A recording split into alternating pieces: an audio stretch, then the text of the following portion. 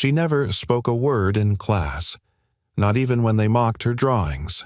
But the day a quiet janitor stood between her and the bullies, everything began to change.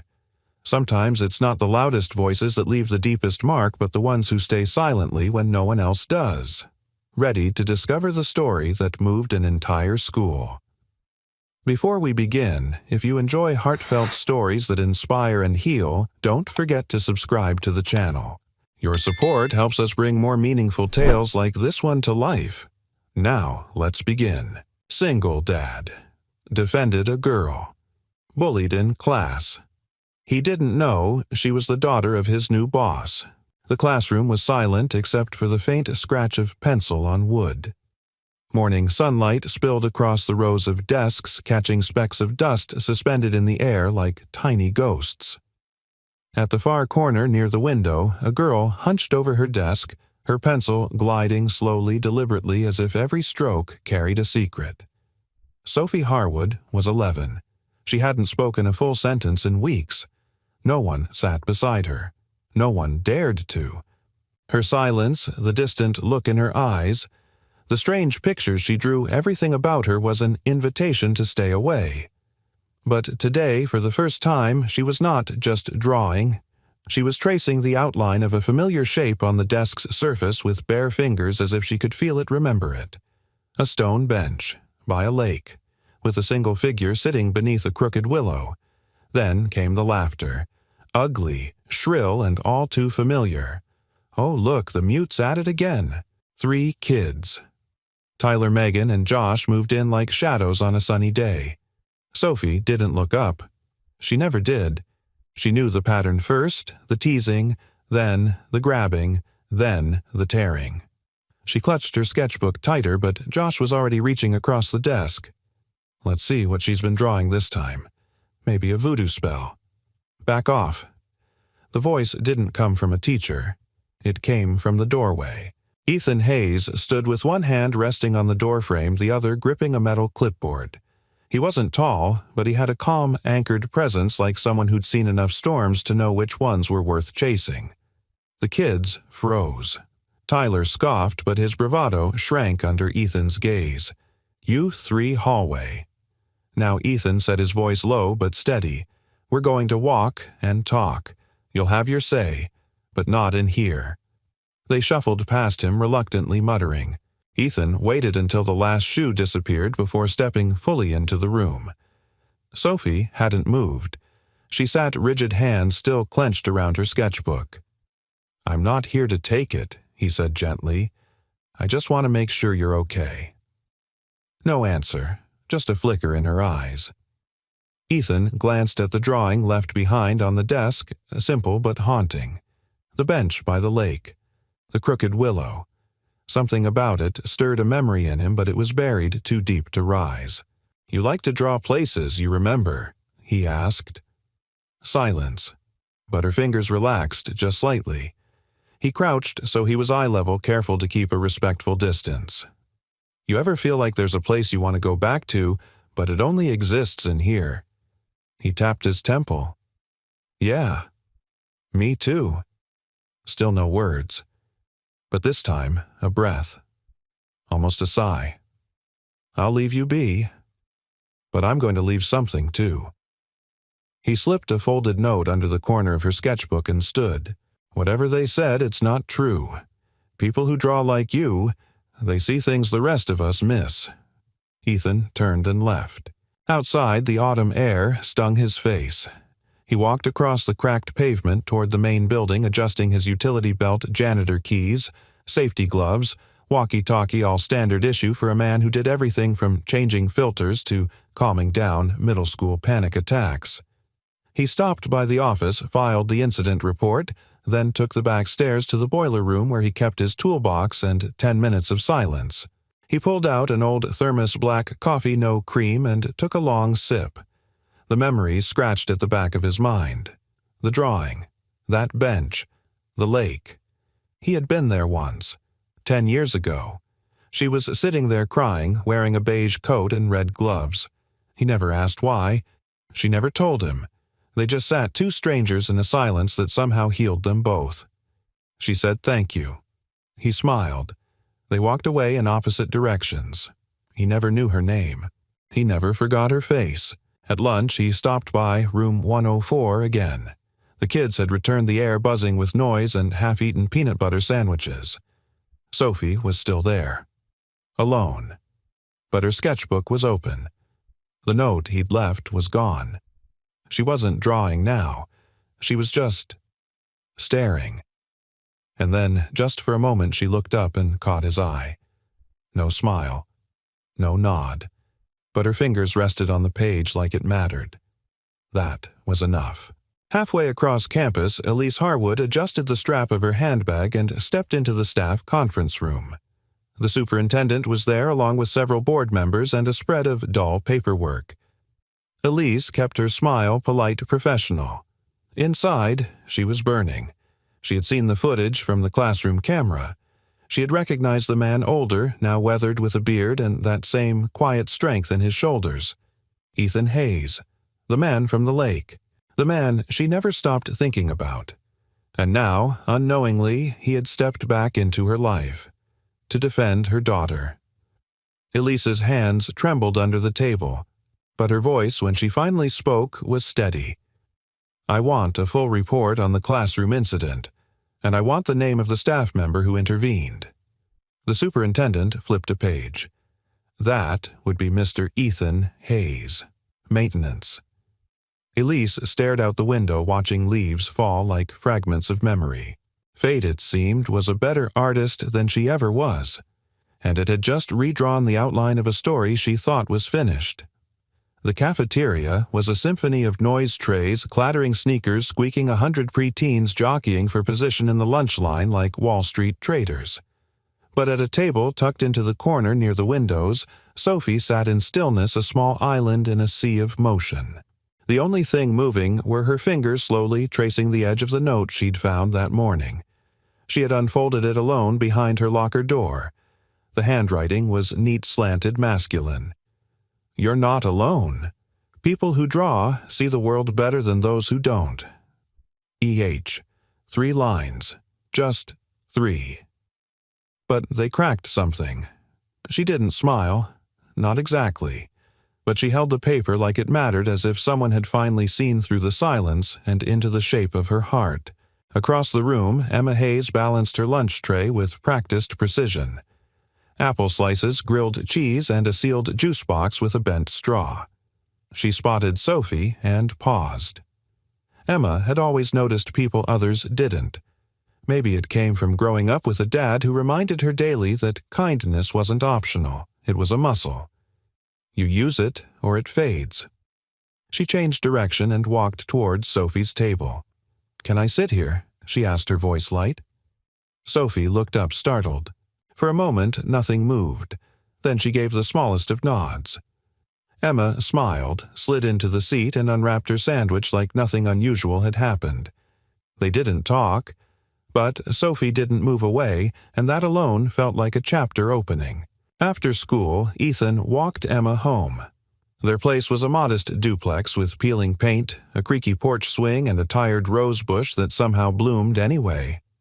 Emma skipped ahead, tossing her backpack onto the swing before flopping beside it. "You know that girl I sat with today?" she asked, sipping juice. "The one who draws Ethan," said, unlocking the door. Emma nodded. "She's different. I think she's kinda sad." Ethan looked at his daughter. Her freckles stood out more in the fading sunlight. Her eyes, so much like her mother's, were always searching, always open. "She probably is," he said gently. "Some kids carry things they don't talk about. She liked your note." That stopped him mid-step. Emma smiled. "I saw her reading it. She didn't crumple it or hide it. She just kept touching it." Ethan felt something shift in his chest, a warm ache, as if that tiny gesture, leaving a folded piece of encouragement, had reached further than he thought possible. "You know what I like about her drawings," Emma added, swinging her legs. "They look quiet, but if you stare long enough, they talk." Ethan chuckled. "Like you do when you pretend not to." She grinned, then ran inside. He stayed on the porch for a moment, staring out at the horizon, the memory of that bench and that woman rising again in his mind. The bench, the lake, the red gloves. He'd left a note back then, too, scribbled in the margin of a napkin from a hot dog stand. Sometimes not talking is the loudest way to be heard. He'd never given it to her. Maybe that's why this felt unfinished. Like life had turned back a page. Elsewhere in town, Elise sat in her home office part art studio part strategy war room. The walls were lined with color palettes, architectural sketches, and ink studies from her graduate years. But the desk was all business, 2 monitors, a wireless headset, and a thick file marked District Reform Initiative. She tried to focus. She tried to draft the budget projection for the board, but her eyes kept drifting to the open drawer beside her. Inside, tucked beneath a stack of reports, was a small ink drawing she hadn't touched in years. The bench, the willow, the figure. She had drawn it the morning after. She never showed it to anyone. Elise traced the curve of the bench with one fingertip, wondering how much of her past was already looping into her present. She opened her laptop and typed into the staff directory, Ethan Hayes. There he was, maintenance staff, hired last summer, no listed degrees, no incident reports. Clean record. She clicked on his photo. He was smiling slightly in the ID, as if amused that someone had caught him mid-thought. Her heart thudded. She remembered the way he'd listened that day, no interruptions, no advice. Just presence. The kind that held space without pressure. Could it really be him? Sophie came to the doorway holding a crumpled paper. Elise snapped the laptop shut. "What's that?" she asked. Sophie hesitated, then stepped forward. She placed the paper on Elise's desk and unfolded it. The note. Elise read the message twice, 3 times. She looked at her daughter. "Who gave this to you?" Sophie didn't answer, but her hand moved just slightly, mimicking the way Ethan had slipped it under her sketchbook. A silent gesture. Elise closed her eyes. A janitor had stepped between her daughter and cruelty. A man who once sat beside her at a lake and gave her something no one else had, dignity without strings. And now he had done the same for Sophie. Something cracked in her, too. "Thank you for showing me," she whispered. Sophie lingered. Then, carefully, she reached for the drawer. Her small hands pulled out the old sketch Elise had hidden for years. She placed it beside the note. 2 drawings, 2 timelines, 1 bench. Elise covered her mouth, overcome with the truth laid bare in pencil and silence. Maybe Sophie couldn't say what hurt, but she could draw it. And now someone else finally understood. That night, as the stars blinked into place above the quiet town, 3 people lay in 3 different beds, each holding on to the same picture. A bench, a place where silence spoke, and maybe, just maybe, a beginning. Elise Harwood stood alone in her office, the door closed behind her like the seal of a confession box. Late afternoon sunlight slanted across the bookshelves, catching on the gold-framed certificates that lined the walls. Superintendent of the Year, District Reformer Award, Harvard Education Leadership Fellow. Accolades meant to reassure her she was in control. Today, they felt meaningless. She turned toward her desk, where a thin beige file lay, waiting, bland, unassuming. But inside it was a report that had shattered her composure. Sophie Harwood Incident Report, Classroom Bullying, 3rd Infraction, Nonverbal Distress, No Verbal Complaint. She had skimmed it earlier, but now she read every word with the precision of a surgeon. Staff intervening, Ethan Hayes, position maintenance and facilities, assistant action. Taken removed, aggressors, de-escalated incident notified administration. Her breath hitched. She opened the staff directory again. Ethan's face stared back at her from the screen, the same calm eyes now shaded by a decade of quiet weathering. Was it really him? She clicked through to the full file. Employment, start date. June 2025, emergency contact Emma Hayes. Daughter education listed as not disclosed. Previous experience self-employed art instructor terminated in 2017. She narrowed her eyes. Art. A memory flickered charcoal smudges on his fingers, a canvas in his trunk, though he hadn't mentioned it. Back then she had needed to talk, and he had let her. No advice, no questions. Just space. The kind of space that felt like safety. That bench by the lake, she'd been fresh off a humiliating board meeting in Portland, pregnant, scared, still hiding from her own parents. She had cried for the first time in months, and this stranger, this quiet man with paint on his jeans, had sat beside her and said only one thing. Sometimes people don't need fixing. They just need someone to sit with them until the noise goes quiet. She'd held on to that line like a lifeline, but she never saw him again. Until now. Downstairs, Ethan was fixing a broken heater in the art classroom. The radiator groaned as he tightened the valve. Heat started to pour into the room, faint but there, like life returning to cold places. He wiped his hands on his jeans and looked around. Student artwork lined the walls, messy, brilliant, honest. He paused at one drawing near the door. It was Sophie's. He recognized the stroke, the careful shading, the impossible balance of stillness and tension. It was the bench again. But now there was a girl sitting on it with her arms wrapped around her knees. Next to her, barely visible, was a second figure. Someone sitting close but not touching. Just there.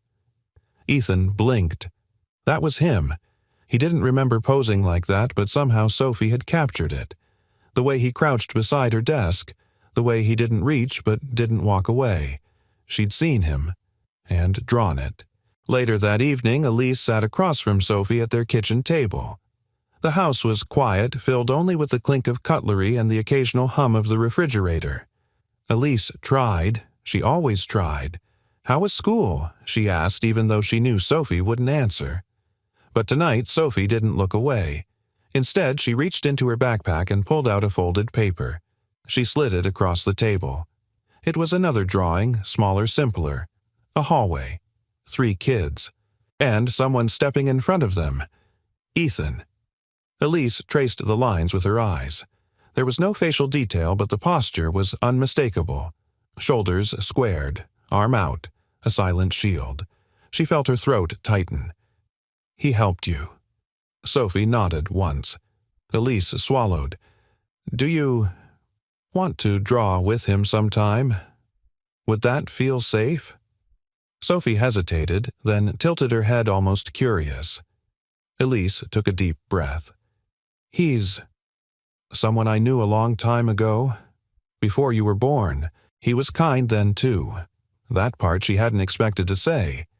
Sophie's eyes softened. For the first time in years, she reached across the table and took her mother's hand. Elise gripped it like a lifeline.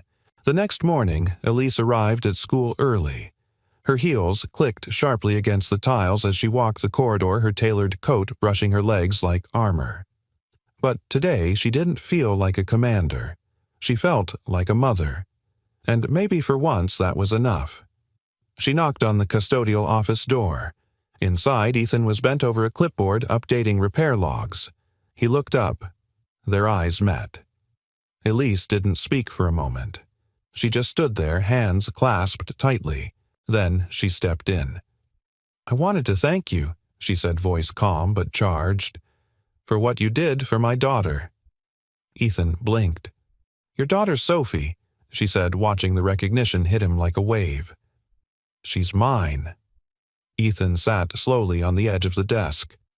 "Of course she is," he murmured. Elise stepped closer, pulling something from her purse. A folded drawing. The one Sophie had shown her. "She sees you," Elise said. "I thought you should know that." He took the paper with reverence as if it might crumble in his hands. "I remember you," Elise added quietly now. "The lake, the bench. You said one sentence and then never asked for anything in return." Ethan's eyes lifted. "I didn't think you remembered me. I never forgot." There was a pause, thick with everything unsaid, everything postponed by years of life. "I'm not that person anymore," Ethan said finally. "I lost a lot after that. My wife, my work, most of what I believed I was. Elise nodded, eyes stinging. "I lost things too," she said, "but I kept going. Maybe that's the only thing that matters." Their silence stretched not awkward but sacred. Then Elise smiled just barely. "We're starting an art initiative," she said. "A mural. Something for the students to feel proud of. I want someone who understands them to help lead it." Ethan raised an eyebrow. "You're offering me a job. I'm offering you a chance." He laughed softly. "You always were better with words, and you were always better at listening." They looked at each other not as a principal and staff, not as broken people trying to hide the cracks, but as two souls who had once sat side by side in silence, and were now maybe ready to speak again. Outside the window, the first leaves of October skittered across the pavement, painting the schoolyard in warm reds and golds. And from inside, it almost looked like the whole world was preparing for a second spring where everything old could be made new. The hallway was quiet after the final bell, save for the soft shuffle of papers and the occasional thud of locker doors. Students had scattered voices fading into the distance, but inside classroom 3B a faint scraping sound lingered. Pencil on paper. Sophie remained at her desk, her head bent low over her sketchbook as though she were building a world where no one could touch her. A place just for her, one where the rules made sense. But today her drawing was different. It still began with the bench beneath the crooked willow the same as always, the same calm lake in the background. But this time there was something new, someone new, a figure. Not just a vague shape, but a man, seated beside the girl on the bench facing forward. His hands rested on his knees, his shoulders relaxed. He didn't speak. He didn't hover. He was simply present. She drew the outline with a delicate patience, as if afraid that if she rushed he might disappear. Across the schoolyard, Emma zipped her hoodie and swung her backpack over one shoulder, then paused near the open window of 3B. She recognized Sophie right away, curled over her book, same as always.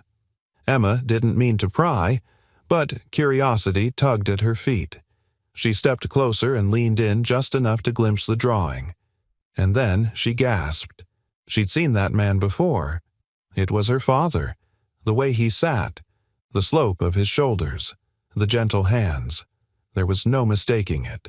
Emma blinked and took a step back, her heart suddenly beating fast. She didn't know why it moved her so much. Maybe because she saw it too, the way her dad had crouched beside Sophie that day, calm and kind like always. But Sophie had caught something. Even Emma had missed the stillness. The trust. Emma smiled and turned her steps quick and light as she raced toward the maintenance wing. Ethan was restocking air filters in the janitor's closet when Emma burst through the doorway, breathless and grinning. "Dad," she panted, "you have to come see this." Ethan looked up a bit startled. "See what Sophie's drawing? You're in it." He blinked. "What I saw her through the window.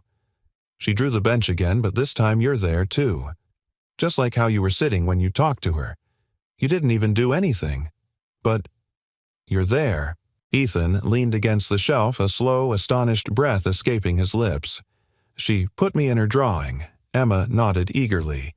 "It's beautiful, Dad. Like, peaceful." Something tightened in Ethan's chest. It wasn't pride, exactly. It was something deeper. The knowledge that being present, just being, had somehow made its way into a child's quiet world and stayed. That evening, back at home, Ethan pulled out an old wooden box from the top shelf of his closet. It creaked as he opened it, revealing tubes of dried-up paint, a faded cloth roll of brushes, and a sketch pad he hadn't touched in years. Emma watched from the doorway, curious. "I thought you didn't draw anymore," she said. "I haven't," he replied, running a thumb across the worn paper. Not since your mom passed." Emma's smile faded a little. "You used to say drawing helped you think." Ethan nodded. "It did. But sometimes when you lose someone, the things that used to bring you peace just remind you of the quiet afterward." He pulled out the sketch pad and opened it slowly. On the second page was the bench, the crooked willow, and beside it a faint outline of a woman in red gloves. Elise. He hadn't even known her name back then, but he'd drawn her the night they met. The memory had needed somewhere to live. And now, Sophie was doing the same thing, using drawings as language, as memory, as survival. He looked at Emma. "Maybe it's time I start again." She beamed. "Maybe you and Sophie could draw together." Ethan chuckled. "We'll see." But the thought stayed with him. The next day, Elise stood at her office window watching as Sophie climbed out of the car with her sketchbook tucked tightly under one arm. For once, Sophie didn't drift into the school building like a shadow. Her steps were more grounded. She stopped when she saw Emma and without hesitation walked toward her. The girls exchanged a few words. Well, Emma spoke and Sophie nodded, but then something remarkable happened. Sophie handed Emma her sketchbook. Just for a moment. Elise gasped. She had never seen her daughter hand that book to anyone, not even her. In that moment, Elise understood something she hadn't before. This wasn't just about art, it was about safety, trust.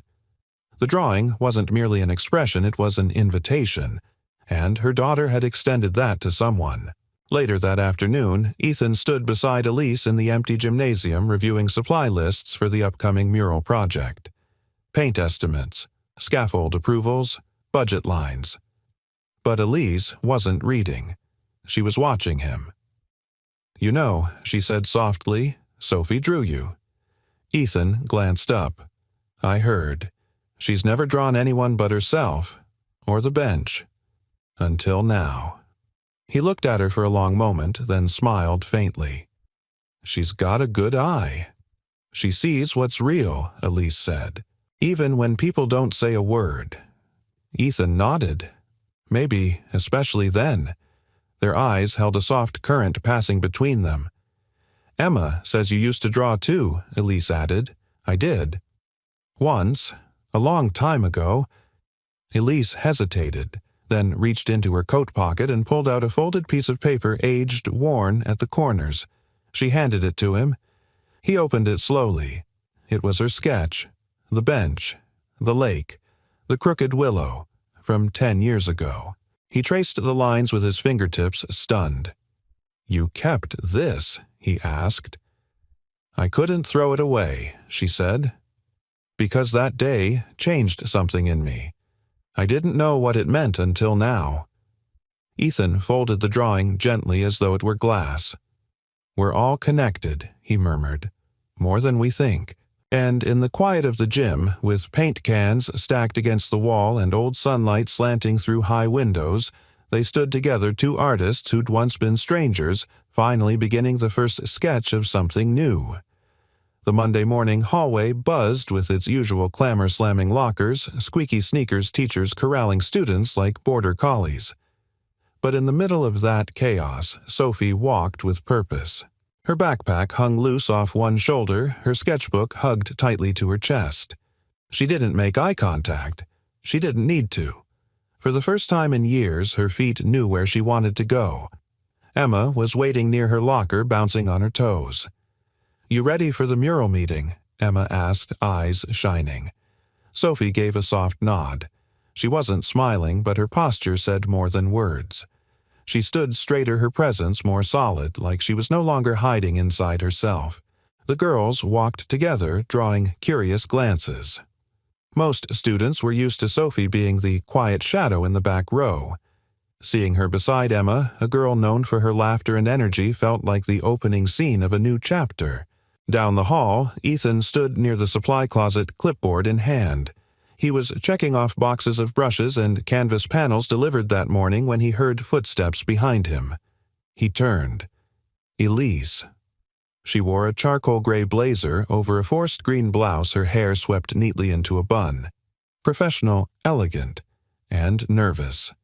She fiddled with the edge of a folder, something she rarely did. "Morning," she said, voice calm but hesitant. "Good morning," Ethan replied, smiling gently. Elise hesitated before speaking again. "I know the mural project is technically under arts and engagement, but I wanted to see if you'd be okay leading more than just the setup." Ethan raised an eyebrow. You mean actually guiding the kids, teaching? She nodded. I know your job title doesn't say art instructor, but your presence with Sophie has already changed more than any program I've run. He looked down thoughtful. I haven't taught in a long time. You haven't stopped caring, Elise said. That's what matters. Their eyes met, and for a moment the noise of the school faded. Ethan saw something behind her, calm, something vulnerable, unguarded.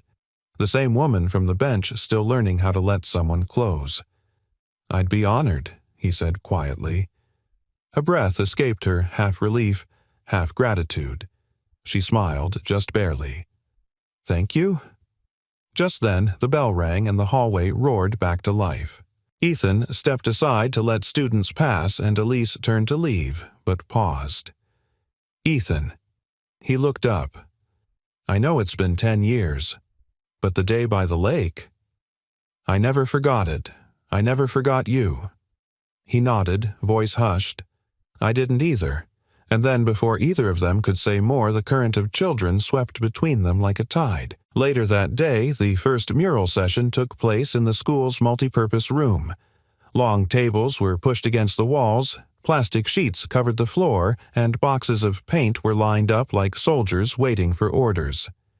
Ethan stood at the front with a few volunteer students, including Sophie and Emma. The rest of the class filtered in slowly, many unsure what to expect. Art wasn't always considered cool here. It was extra, optional, until now. Ethan clapped his hands once. All right, he said, warm and confident. This isn't about perfect lines or who can draw the best. This mural is about who we are as a school and how we want this place to feel. He moved toward a whiteboard and wrote in big letters, What makes us feel seen? The room quieted. Not just what we see every day, he continued, but what makes us feel visible, valued, safe.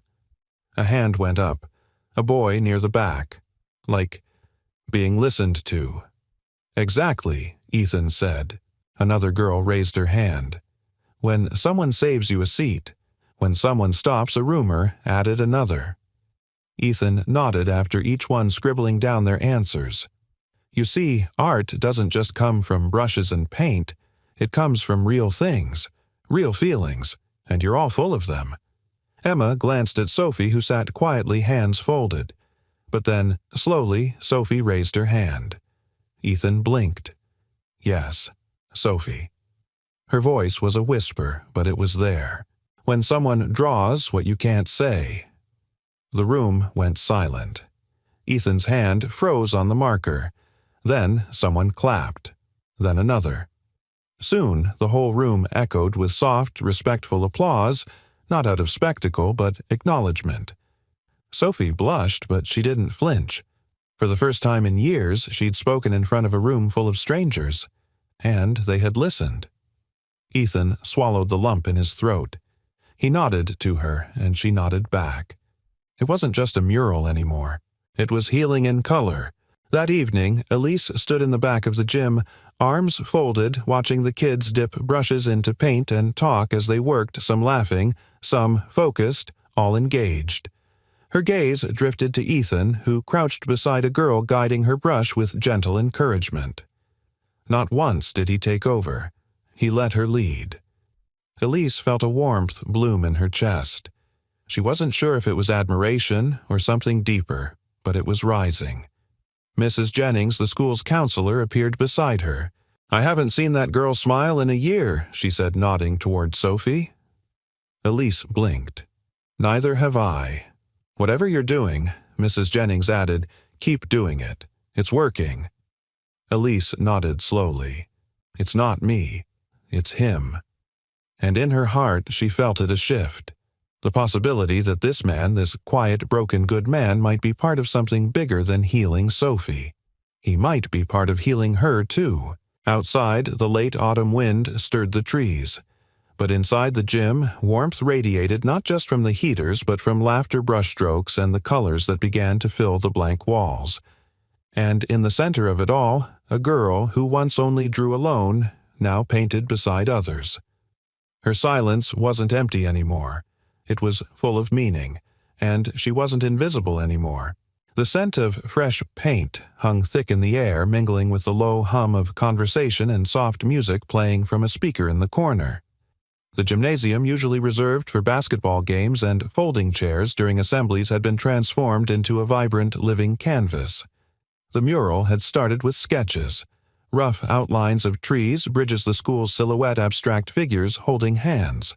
But now, color was blooming across the wall like spring arriving early. Brush strokes in deep purples and golds. Spirals of light, shapes of connection. It was messy, imperfect, and beautiful.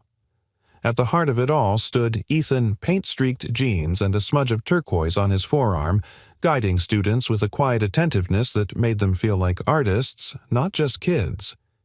He crouched beside a sixth grader struggling with perspective. "Try moving your horizon line a bit lower," he said gently. "Let your sky breathe." The boy nodded, adjusting his sketch. "Like this." "Exactly. You've got it." Emma and Sophie worked side by side a few feet away, filling in the outline of a tree that stretched upward with curling branches. Sophie's lines were delicate, sure, her focus unbreakable. Emma nudged her lightly. "Yours always look like they're alive." Sophie didn't reply, but she smiled, a soft curve that lit up her entire face. Then she dipped her brush into a swirl of golden ochre and continued painting. Elise stood at the edge of the gym, arms crossed, watching the scene with a complex swirl of pride, awe, and something softer, almost wistful. There was a time not long ago when Sophie had recoiled from every room filled with people. Now she was painting in public shoulder to shoulder with classmates, offering quiet suggestions and, even on rare occasion, a laugh. And Ethan. He moved through the room like he belonged there, not as a custodian, but as a mentor, a guide, a part of something essential. Mrs. Jennings stepped beside Elise, holding a clipboard but not looking at it. "Did you ever think this would happen?" the counselor asked softly. Elise shook her head, voice thick. "Not like this." "They trust him," Mrs. Jennings said. "All of them." Elise nodded. "So do I." There was more she could have said, but the words stayed lodged in her throat. So instead she walked toward the supply table and picked up a spare brush. Ethan looked up as she approached, brow lifting slightly. "You're joining in?" he asked. "I thought I might." Elise replied, dipping her brush into a soft green. He grinned. "You always did have good taste in color." She arched a brow. "That's a bold assumption. You saw exactly one of my drawings 10 years ago." "And I remember every line," he said quietly. Her hand stilled.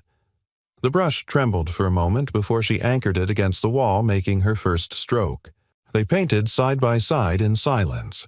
The kind of silence that felt deliberate, full, and strangely intimate. Later, when the students filed out for lunch, Ethan and Elise remained behind.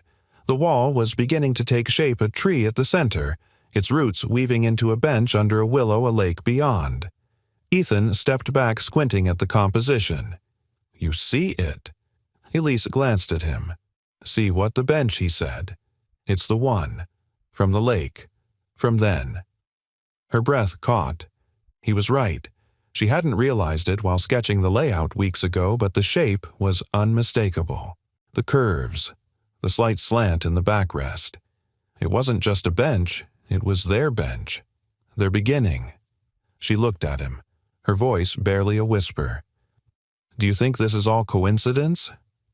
"I don't believe in coincidences anymore," Ethan said. "Not after Sophie. Not after you." He turned toward her, gaze steady.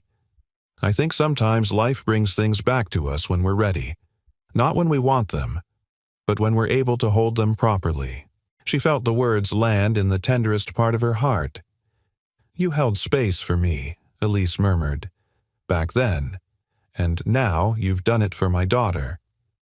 Ethan's eyes softened. She just needed someone to stay still long enough for her to be seen. They stood there, the mural rising behind them, a quiet testament to transformation. That evening, Sophie sat on her bed sketchbook open across her knees. Her fingers moved in deliberate strokes pencil, whispering against the page. She was drawing the mural, not as it looked, but as it felt warm hands passing brushes, faces lit with joy, the tree's branches reaching upward like questions finally answered. And in the center she added something no one else had seen. 3 figures on the bench, a girl, a man, and a woman with soft eyes and a paintbrush in her hand.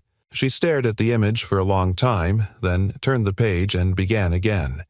This time she didn't draw in silence. She hummed, just a little. But it was a melody one her mother hadn't heard since Sophie was 4.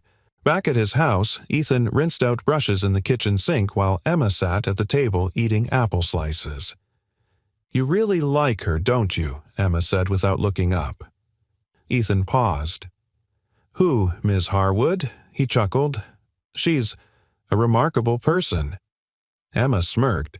"You talk like a book." "That's because I read them," he teased. She popped an apple slice in her mouth. "I think Sophie would be really happy if her mom smiled more."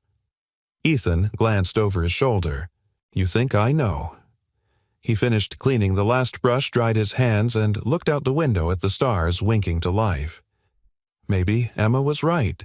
Maybe the mural wasn't just about healing a school. Maybe it was healing something far older, far deeper. And maybe it was drawing all of them back to where they were always meant to be.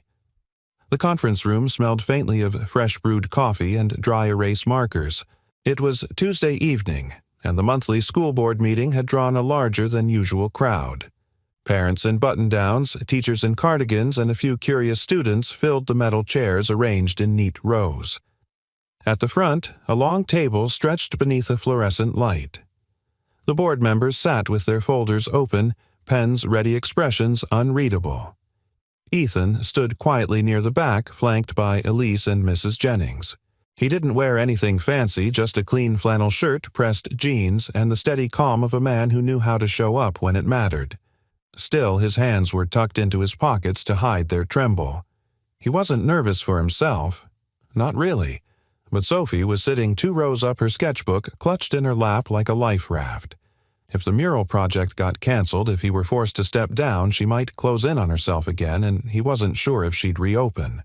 A man near the center of the table cleared his throat. Mr. Cranford, board chair. Gray hair, tidy mustache, and a voice as dry as paperwork.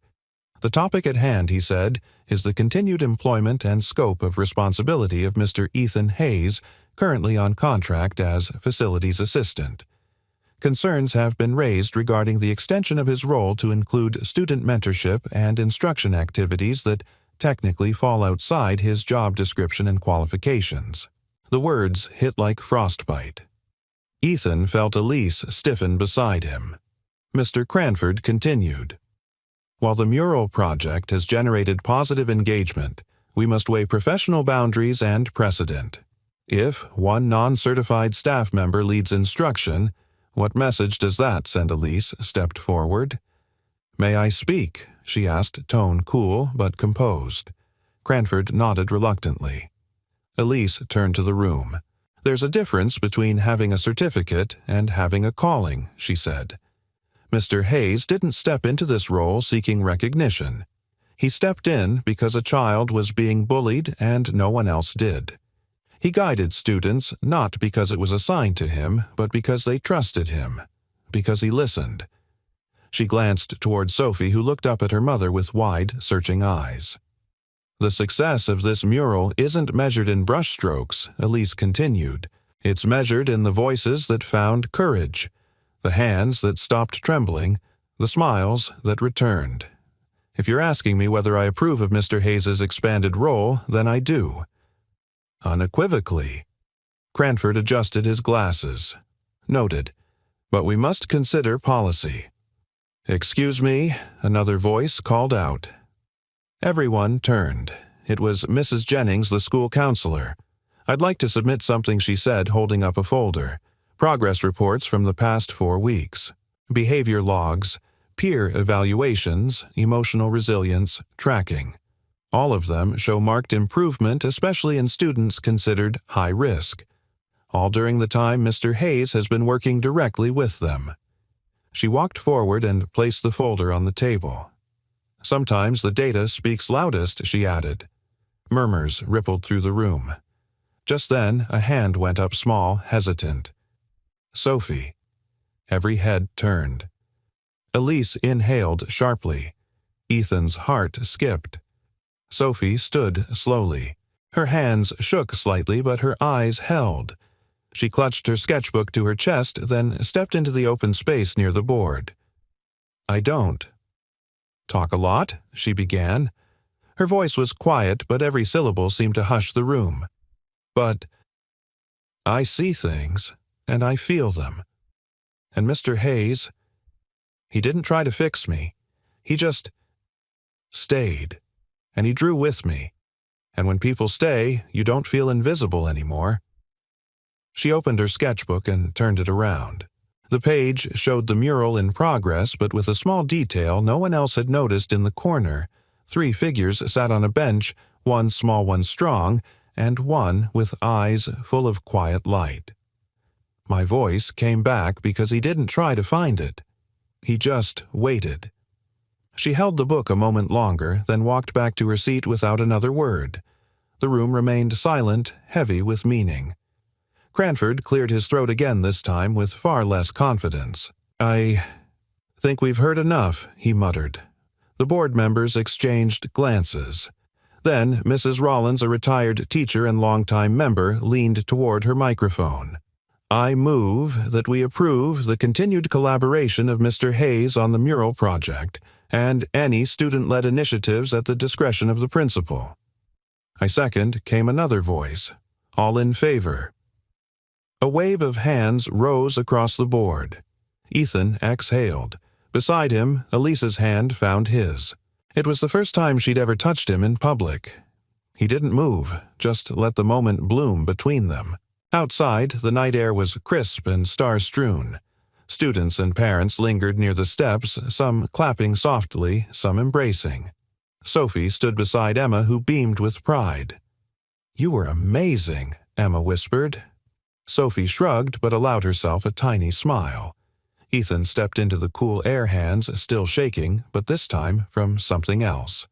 Relief, gratitude, hope. Elise joined him a moment later, arms crossed, eyes on the stars. I've been in hundreds of meetings, she said softly, but that was the first time I felt like a mother more than a principal. Ethan glanced at her, his voice hushed. You were both.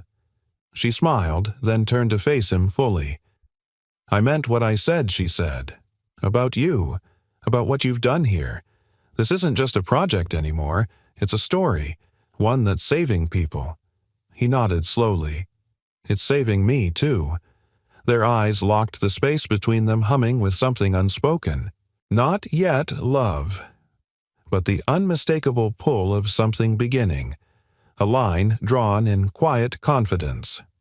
A voice returned through stillness, and the kind of connection that no boardroom could vote on. They stood beneath the stars as the school doors closed behind them, 2 people no longer walking parallel, but turning finally toward each other. The wind that morning smelled of wood smoke and late October. It rustled golden leaves across the school courtyard like nature's own confetti. Inside her office, Elise sat at her desk, the sunlight filtering through blinds and slender stripes across her paperwork. But her eyes weren't on the calendar or the upcoming PTA agenda. They were on the small shallow drawer at the bottom right of her desk, the one she hadn't opened in years. Her hand hovered over the handle. She wasn't sure what had drawn her to it. Maybe it was the look on Sophie's face last night, tired but glowing.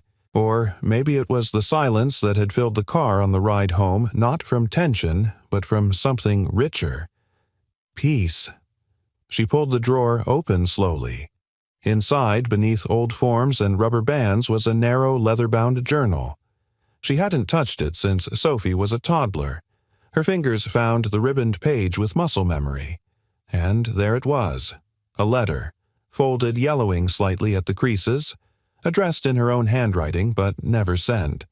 To the man by the bench, the one who didn't walk away. Elise's throat tightened. She unfolded it carefully and began to read. You sat beside me when I was pregnant and afraid. You didn't ask what was wrong. You didn't try to fix it. You just offered your presence like a lighthouse offers light, without noise, without demands. I never said thank you, but I remembered you. In every moment I felt overwhelmed, I remembered your stillness, your steadiness. I hope someone gives you that peace someday. The way you gave it to me. Tears stung her eyes. Her hands trembled slightly as she refolded the paper, pressing it flat between her palms. She hadn't known his name then. Now she couldn't stop thinking about it. Ethan. She tucked the letter into her blazer pocket. She didn't know what she'd do with it yet, but somehow it didn't belong in the drawer anymore. Across town, Ethan stood in the garage behind his duplex, sifting through boxes of old art supplies. Emma had convinced him gently, persistently, to submit something for the fall community art fair. It doesn't have to be perfect, she'd said. It just has to be yours. He pulled out a wooden box with a cracked brass latch. Inside were dozens of rolled sketches, many unfinished. One caught his eye. Unfolding it carefully, he stared at a pencil drawing of a woman sitting on a stone bench, her hands in her lap, her gaze turned slightly downward. She wore red gloves. He'd drawn it the same night he'd met her. When he got home, unable to sleep, he'd tried to preserve what her presence had made him feel: raw, honesty, quiet dignity. He hadn't known her name then. Now he couldn't stop saying it in his mind. Elise. He reached for an envelope, gently slid the sketch inside, and wrote in small, careful letters, "To someone who stayed with me, even in silence." That afternoon, students gathered in the gym to continue the mural. The bench on the wall was nearly complete now, its outline refined and shaded with quiet elegance. Sophie had added fine details to the willow tree. Tiny birds, open books nestled in its roots, a ribbon that flowed from branch to branch. Emma pointed to one of the figures seated on the bench and grinned. "That's me, isn't it?" Sophie nodded. "And that's you," another nod. "And the third one." "That's my dad." Sophie paused for a beat, then slowly shook her head. Emma blinked. "It's my mom." Sophie shook her head again. Then she reached into her pocket and pulled out a folded note which she handed to Emma. Emma opened it. Inside, a single line written in Sophie's soft, slanted handwriting. Sometimes a heart remembers before a name does. Emma stared at it, understanding blooming across her face like sunrise. "Your mom," she whispered. "She knew my dad. A long time ago." Sophie didn't answer. She just picked up her paintbrush and dipped it in silver. That evening, Ethan stood at Elise's front porch, the envelope in his hands. He hadn't called. He hadn't texted. He just knew he had to give it to her in person. Before he could knock, the door opened. Elise stood there as if she'd been waiting. Neither of them spoke for a moment. Then she held up a small folded piece of paper. "I have something for you, too," she said. Ethan smiled. "Then we're even." They sat on her porch side by side, just like they had a decade ago, only this time. No lake, no wind, no strangers. Just memory. And something more solid. Elise handed him the letter. He read it slowly, his breath catching once, then again. When he finished, he looked at her, his voice quiet but full. "You remembered. I tried to forget," she admitted. "But you were the one thing that stayed. Through every storm, through every silence." He offered her his envelope. She opened it and gasped softly. The drawing. She touched the paper like it might vanish. This was me," she whispered. "You changed something in me that day," Ethan said. "I didn't know it then, but I do now." The wind picked up, rustling the leaves in the yard. Across the street, porch lights flickered on one by one. Elise turned toward him. "Do you think we get second chances?" Ethan didn't hesitate. "I think sometimes we only get the real chance when we're finally ready." They sat there until the sky turned navy and the stars blinked awake, and in the hush between them something settled. Not closure, but a new beginning, drawn not in ink but in trust, in timing, in the quiet understanding of two souls who had waited long enough and were finally ready to speak. The wind had changed. Ethan could feel it on the back of his neck as he carried a box of paint trays across the gym. Outside, clouds thickened like bruises over the horizon. Autumn leaves danced frantically along the sidewalks, scraped into corners by sudden gusts. He checked his phone. No alerts yet. But years of working odd jobs outdoors had sharpened his instinct. This wasn't just rain. It would be sudden, strong. Inside the gym, Sophie and Emma were putting the finishing touches on the mural's lower border, tiny illustrations of things that made them feel safe. A pair of hands, an open book, a flashlight glowing in the dark. Sophie was unusually focused today, not just on the brushwork, but on something Ethan couldn't quite name. A certain stillness, like she was waiting for something to shift. He stepped over. "Hey, kiddo. That's some beautiful detail." She looked up at him, then back at the mural, hesitating for a beat before dipping her brush into pale blue. With slow strokes, she painted a small bird into the tree's branches. Then she set the brush down and turned to Emma. "I want to go to the lake," she said softly. Emma blinked. Now Sophie nodded.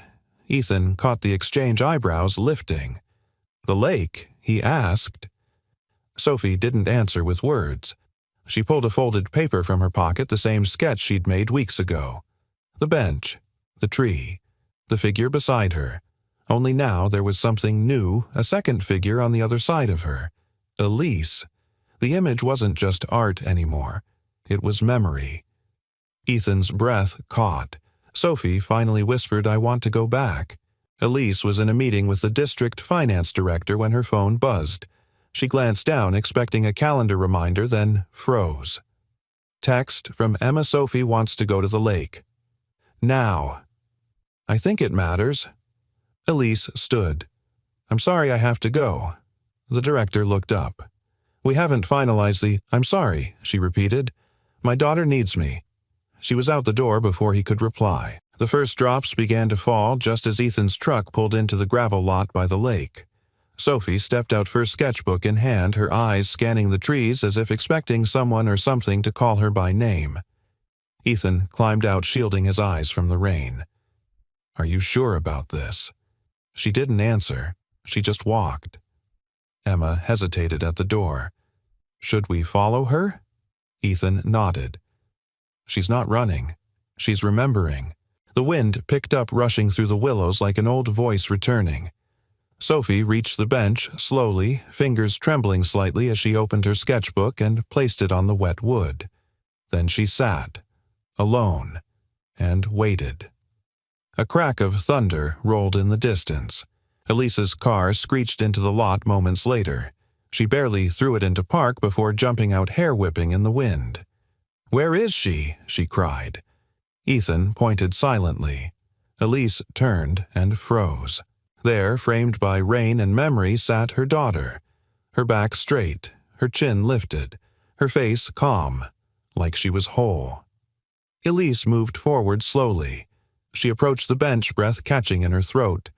Sophie looked up, and then finally spoke. "This is where you were." Elise sank beside her. "Yes." And him, Elise nodded. He was here too. The rain softened.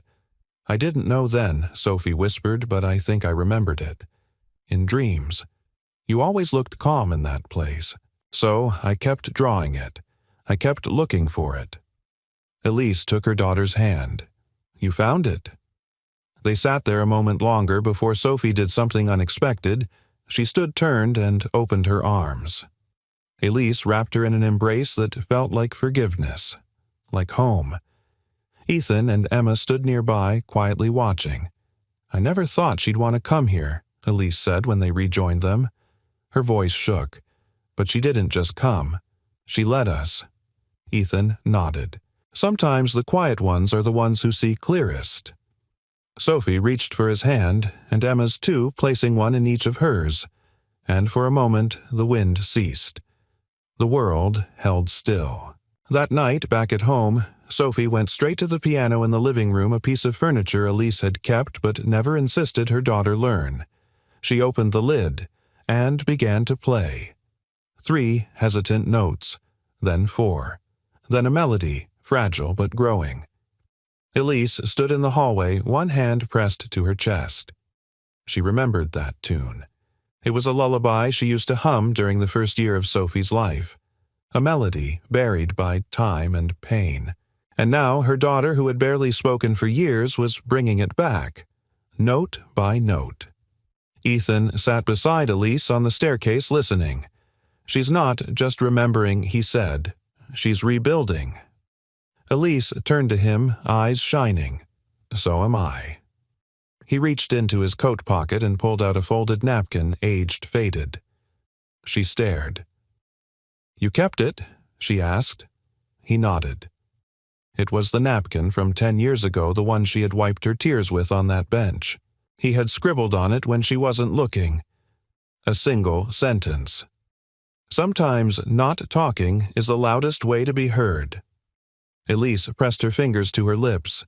She leaned toward him and whispered, "Then listen closely," and kissed him, softly, surely. The first kiss not of longing but of knowing, not of need but of recognition. Outside the storm passed.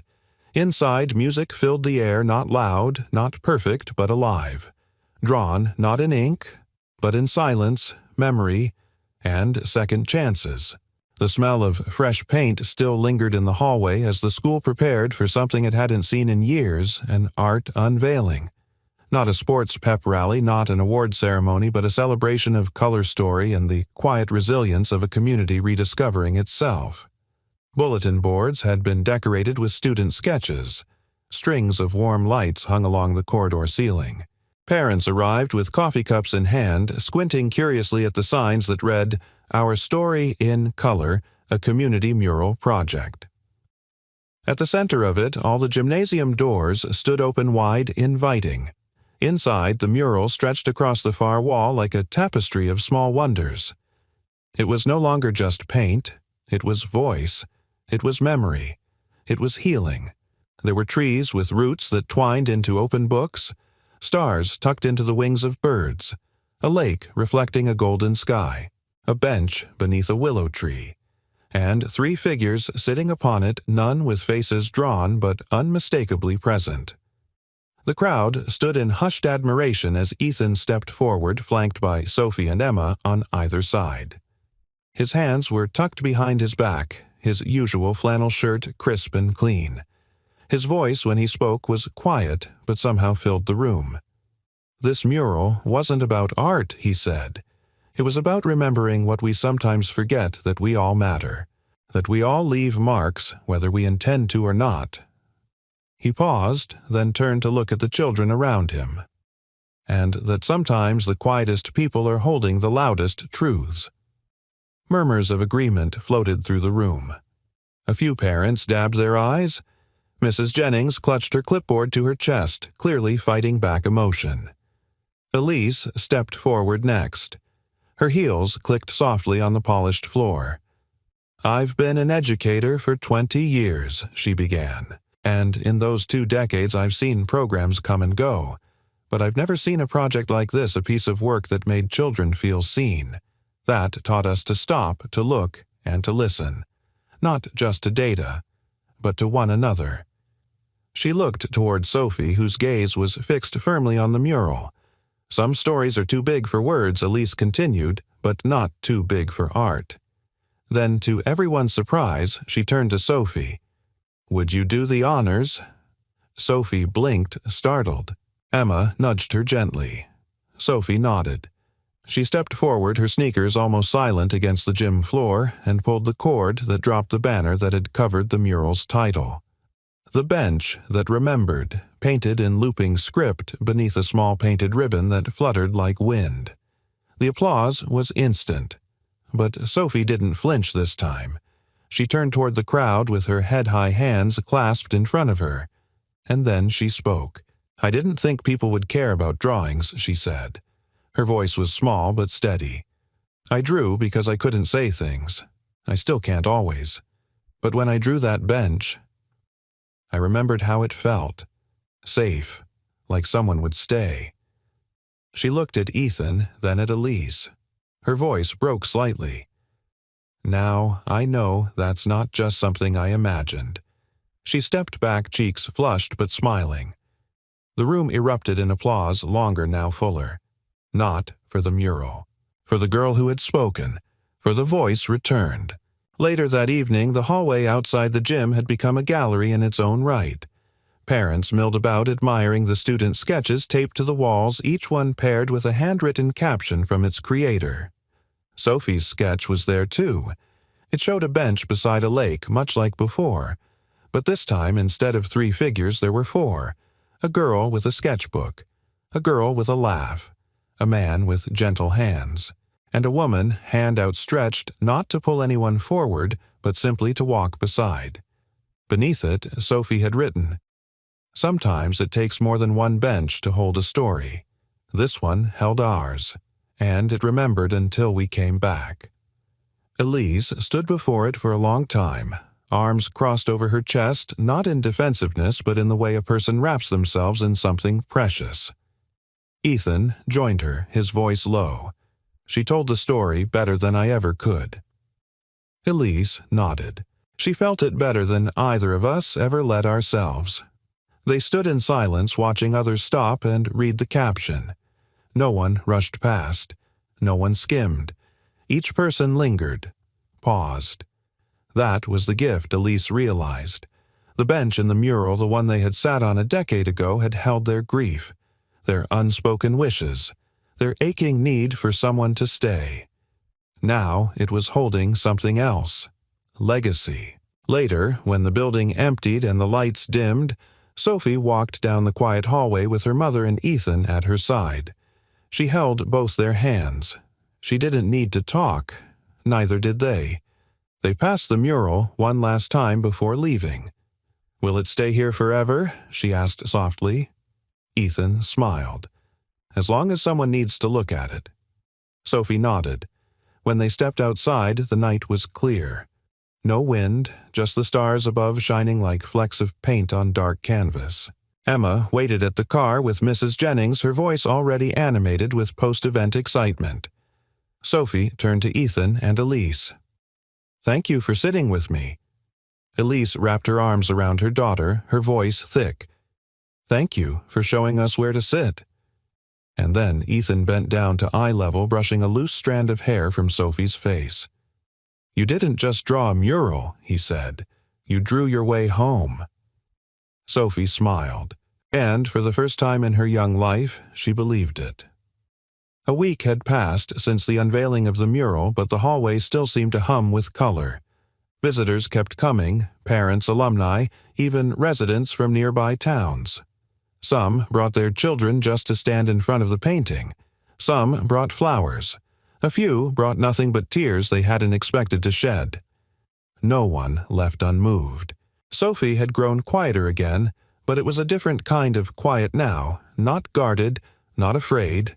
It was peaceful, grounded, like someone who had finally come home. On Friday afternoon, Elise signed the last of her reports, shut her laptop, and looked out her office window toward the golden shimmer of autumn. Leaves drifted slowly past the glass.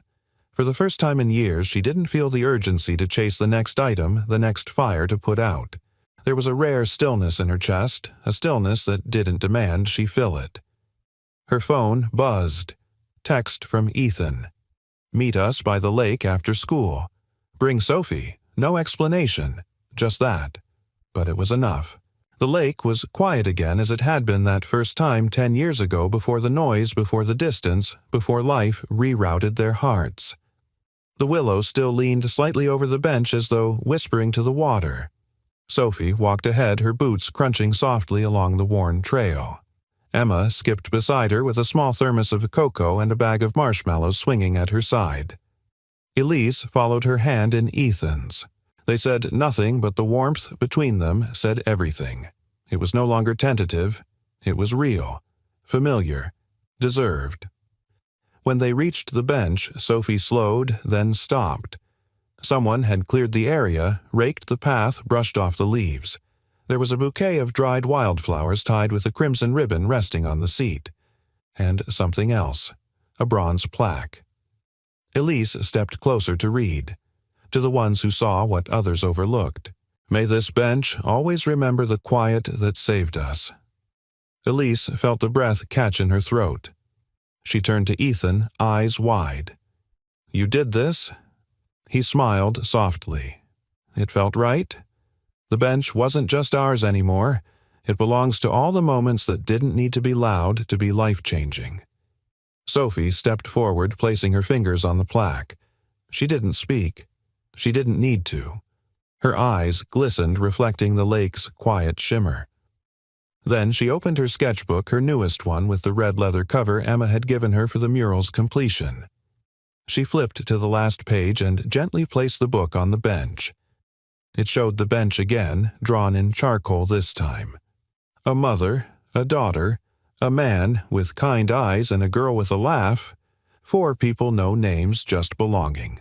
And behind them, in faint lines of pencil and gold ink words swirled through the branches, we found each other not by noise, but by noticing. They sat together on the bench watching the wind dance across the lake. No one rushed. No one filled the silence with nervous chatter. The moment breathed on its own. Emma poured cocoa into paper cups and passed them around. Sophie placed a marshmallow on a flat rock beside her, broke it in half, and offered 1 piece to her mom, 1 to Ethan. It was in her own way a toast. To beginnings, Elise whispered. Ethan raised his cup. And the brave ones who go looking for them. Sophie reached for Elise's hand. Emma leaned her head on Ethan's shoulder. There was no camera, no audience. Just a family quietly formed not out of perfection but from patience, from staying, from listening to the spaces between the words. Weeks passed. Leaves fell and the first frost dusted the ground. The mural remained untouched, the sketchbook in the school display case under soft lighting. Sophie returned to her music. Elise returned to her art. Ethan painted again for himself, for joy. But one Saturday morning the school received a letter. It was from a boy who had transferred out months ago, one of Sophie's former classmates, one of her bullies. The letter was handwritten smudged slightly. Dear Ms. Harwood, I wanted to say I'm sorry for how I treated Sophie. I didn't understand how brave someone had to be just to sit alone day after day.